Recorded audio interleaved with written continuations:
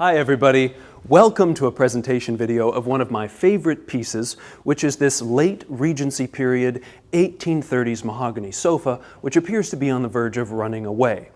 Now, the Regency style, the English Regency style and period, is named after George IV, the Prince Regent, who ruled in the place of George III when this monarch was too ill to rule himself. Now, the Regency period and style is at first an English phenomenon, but it sweeps across the European continent by the 1830s, and it is known for a certain exoticism that we see here for this use of mahogany, and for a very robust neoclassicism, where we see these claw feet being used on classical furniture of thousands of years ago when, for instance, the ancient Egyptians believed that the power of the animal would be transferred to the user of the furniture.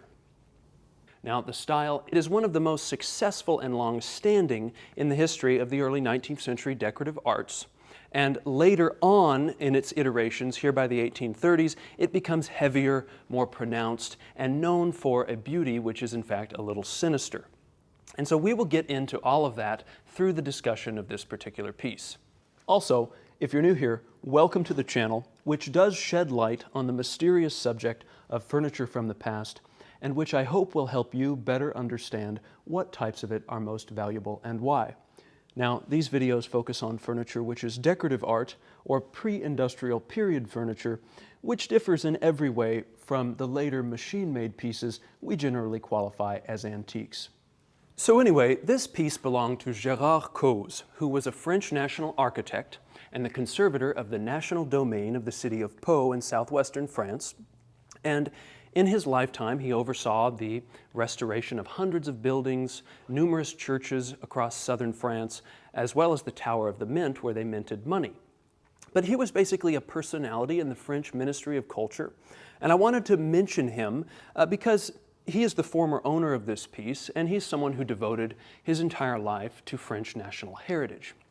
But privately, he also amassed a collection of upwards of 2,000 works of art, namely paintings, but some pieces of furniture, which he displayed in the manner of kind of an eclectic 19th century collector.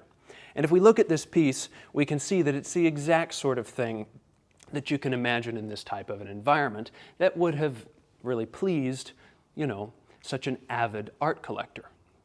But even though it comes from a French estate most recently, this is by no means a typically French piece.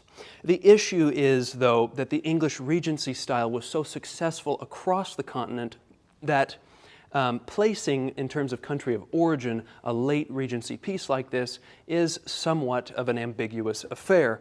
In fact, one expert with whom I corresponded, whose website I will leave in the description, mentioned that the central rosace motif here on the traverse is evocative of the Tudor rose, the symbol of England. The sculpture here, the sculpted mahogany elements on both sides, seem more French. And then finally the claw feet, though, the flat claw feet, seem more inspired by Italian Renaissance chests. So, like a lot of very eccentric pieces made at the end of a style, there's a little bit of a mystery here.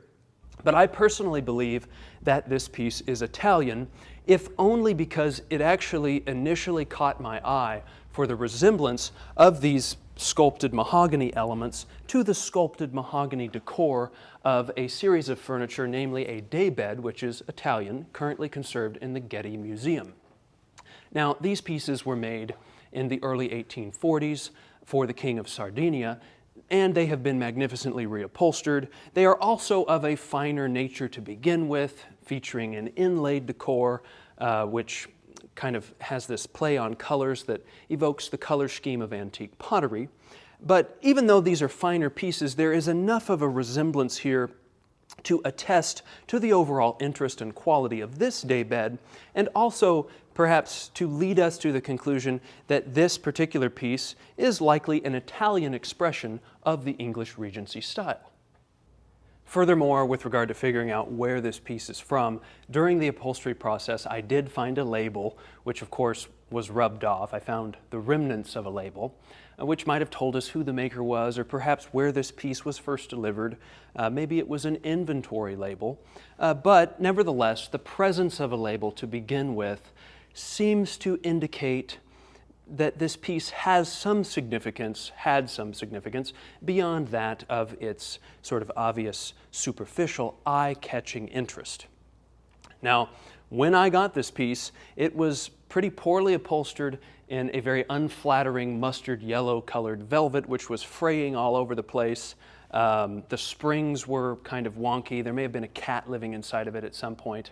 But I went ahead and had this reupholstered. Some of the work I began myself. And it was interesting because, you know, not only were there layers of different fabrics over time, but the original network of copper springs, which of course needed to be tied together, and then the original burlap webbings, which were full of original disintegrating horsehair, were still there, and they served as models such that the upholsterer here in town was able to recreate really the insides of this piece to period-correct standards. It's interesting how some things don't change. At his upholstery shop, he had piles of new burlap webbing and bags of new horsehair that seemed pretty much identical to what was used in this almost 200 years ago.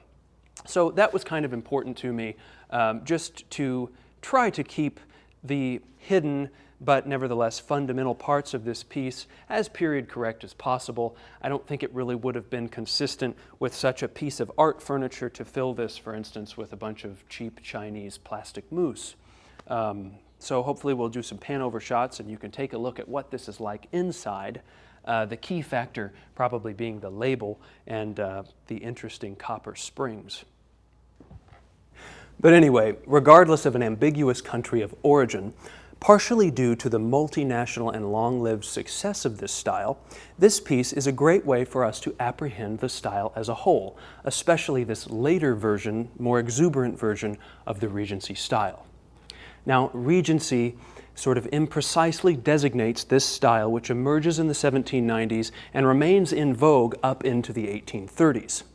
And again, the name comes from the Regency of Prince George, and the literal political regency was from 1811 to 1820, but we should remember that furniture styles only loosely correspond to the duration of the monarch's reign or the governmental period after which they are often named. So here we're dealing more with a decorative movement, the reflection of the mindset of an era in the arts, which evolves over 40 years and sweeps the European continent, while really flourishing at its base in England, where favorable economic conditions were really perfect for the development of such a successful and multi-dimensional, long-lasting style.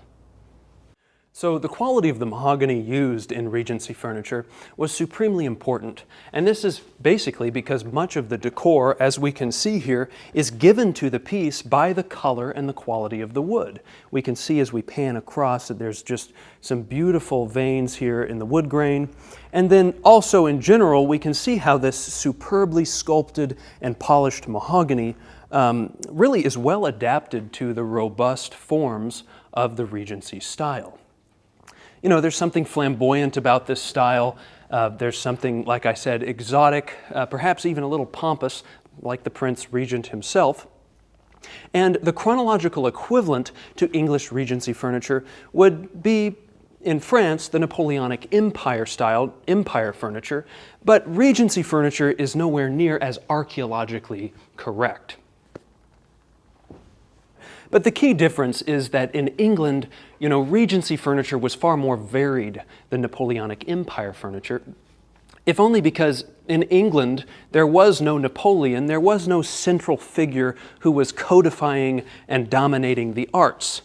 The key difference is that the English were sort of cultivated people who were capriciously experimenting with ancient styles to amuse themselves. They were not actually masquerading as people of ancient times, as was the rule and the rigor of Napoleonic France.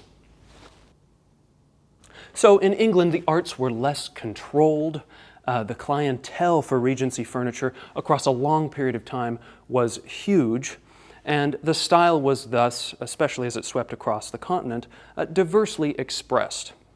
And hence, that's why we have so many varieties of it, which come to us today from various countries and various points in time in the early 19th century. So here with this exotic piece, we see an example of the late Regency style, the more exuberant, less strict variant of the style, which emerges around 1820 and seems to linger on until the onset of the Industrial Revolution in about 1840. Now, this style evokes all the more a dark and mysterious past, and we can see that red mahogany really was still the primary wood used, but we just have these exaggerated asymmetrical sides, sculpture that's almost in high relief, these beautiful scrolling lotus flowers, acanthus on the feet, and just this rich sculpture of foliage that's kind of evocative of plants in the classical tropics. Essentially what's happening, though, is that the design and the decor of the piece is becoming more exuberant here in late Regency as the style seems to almost exaggerate itself in an attempt to remain innovative in its old age. And now this is the typical exaggeration that occurs at the end of a style when normally a new style would emerge. But here in 1840, the cutoff for Regency, this is also the cutoff in the traditional timeline of the pre-industrial decorative arts. So after this point in time, there really was no new style. There was just experiment with style. But in general, most of these post-industrial, post-1840 pieces of furniture are what Americans qualify as antiques today, but these are really stylistically confused results of commercial and industrial revolutions, which are inferior to these earlier pre-1840 styles. In general, right? We won't get into the exceptions to this type of a rule, but in general, pieces after 1840 present far less interest to us as collectors today. So, in any case, I thank you all for your time, and I hope that you've enjoyed taking a closer look at this really eccentric piece of furniture during its brief stay over with me between the last collector and the next. And known for a beauty which is in fact a little sinister. That's part of why I've left this ominous briefcase sitting here in the afternoon sun.